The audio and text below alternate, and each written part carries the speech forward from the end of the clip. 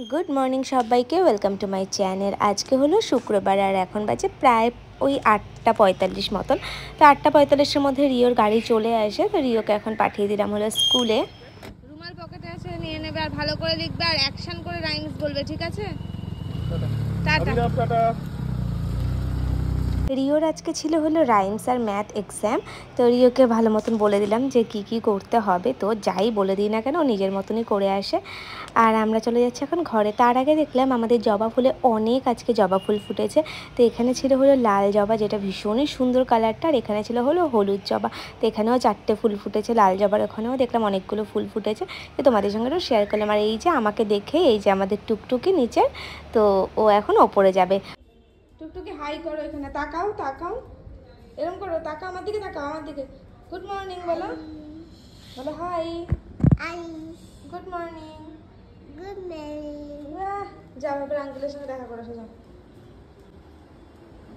এই যে তোমার বন্ধু চলে এসেছে দেখা করার জন্য। আঙ্কেল কোথায় বলছে?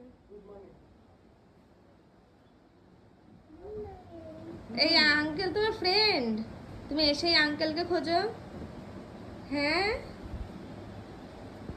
আর টুকটুকি ঘরে আসলেই খালি আঙ্কেলকে খোঁজে আর দাদুকে খোঁজে।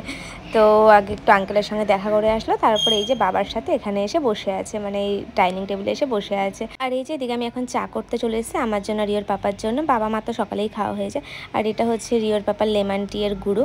তো ও তো লেমন টি খায়। ওই গুঁড়োটার মধ্যে গরম জল দিয়ে দিলে একদমই লেমন টি হয়ে যায় আর ভীষণই সুন্দর হয় খেতে। আর এদিকে আমি ভাবলাম যে একটু জামা কাপড়টা মেলে দিয়ে, একটু রোদ উঠেছিল আজকে। এই যে গরম জলটা এখন ঢেলে দিলাম, তো একদম সুন্দর একটা কালার হবে আর সুন্দর একটা চায়ের ফ্লেভার আসে, তো ভীষণই ভালো। আর এদিকে আমি আমার জন্য করে নিচ্ছি আবার লিকার চা, কারণ আমি আবার লেমন টি খেতে পারি না, আমার খুব অ্যাসিডিটি হয় যার জন্য। তো চলো এখন চা নিয়ে আমি আর রিওর পাপা একটু খেয়ে নিই, তারপরে আমি একটু ল্যাদ খাবো, রিওর পাপা একটু পড়াশোনা করবে। আর এদিকে প্রায় 11টা বাজে, রিওর পাপা তো চলে গেছে 10:30, আর আমি আমার ব্রেকফাস্ট নিয়ে বসেছি। লোভী বাচ্চা, এই যে লোভী, সারাক্ষণ লোল পড়ছে মুখ দিয়ে। এখানে আমি খেতে বসেছি, এই যে গো লোলটা একদম ঝুলে পড়েছে। ছি, এত লোভী তুই, এত লোভী। লোলটা নে, ছি, ঝুলে পড়েছে। আর এদিকে ব্রেকফাস্ট হয়ে গেল। তো মা বললো যে সব ঘরের পর্দাগুলো খুলে দেওয়ার জন্য।